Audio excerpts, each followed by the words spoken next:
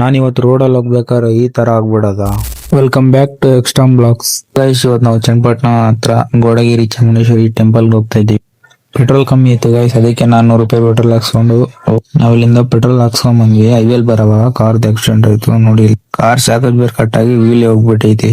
But ಆದ್ರೆ ಯಾರಿಗೂ ಏನೂ ಆಗಿಲ್ಲ ಗೈಸ್, ಆರಾಮಾಗಿದ್ದಾರೆ ಎಲ್ಲರೂ. ನಾವು ಅದನ್ನೆಲ್ಲ ನೋಡ್ಕೊಂಡು ದೇವಸ್ಥಾನ ಹತ್ರ ಬಂದ್ಬಿಟ್ವಿ ಗೈಸ್. ಒಳಗಡೆ ದೇವ್ರಿಗೆ ದರ್ಶನ ಮಾಡ್ಬೇಕಂತ ಹೋದ್ರೆ 1.5 ಅವರ್ ಲೈನ್ ಅಲ್ಲಿ ನಿಂತಿರೋದು ಗೈಸ್.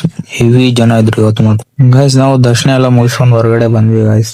ನೋಡಿ ಎಲ್ಲ ಚೆನ್ನಾಗಿದೆ. ನಾನು ಫಸ್ಟ್ ಟೈಮ್ ಬಂದಿರೋದು ಇದು.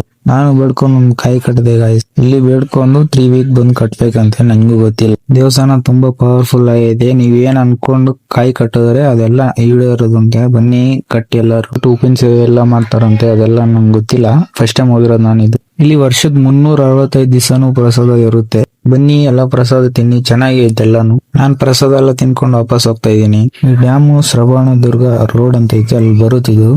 ಈ ಬೆಟ್ಟನು ಅಲ್ಲೇ ಬರುತ್ತೆ. ಇದ್ರ ಲೊಕೇಶನ್ ಬೇಕಂದ್ರೆ DM ಅಲ್ಲಿ ಇರುತ್ತೆ ನೋಡಿ. ಇಲ್ಲಿಂದನೇ ಗೈಸ್ ಆ ಡ್ಯಾಮ್ ನೀರ್ ಬರೋದು. ಬನ್ನಿ ಇಲ್ಲಿಗೆ, ಪೀಸ್ಫುಲ್ ಜಾಗ, ಯಾರು ಜನಗಳೇ ಇರಲ್ಲ, ಮಸ್ತಾಗೈತೆ ಜಾಗ ಮಾತ್ರ. ಥ್ಯಾಂಕ್ ಯು ಫಾರ್ ವಾಚಿಂಗ್ ಅನ್ಕೊಂಡು ಈ ಬ್ಲಾಗ್ ನ ಇಲ್ಲಿ ಎಂಡ್ ಮಾಡ್ತೀವಿ. ಪ್ಲೀಸ್ ಸಪೋರ್ಟ್ ಮಾಡಿ.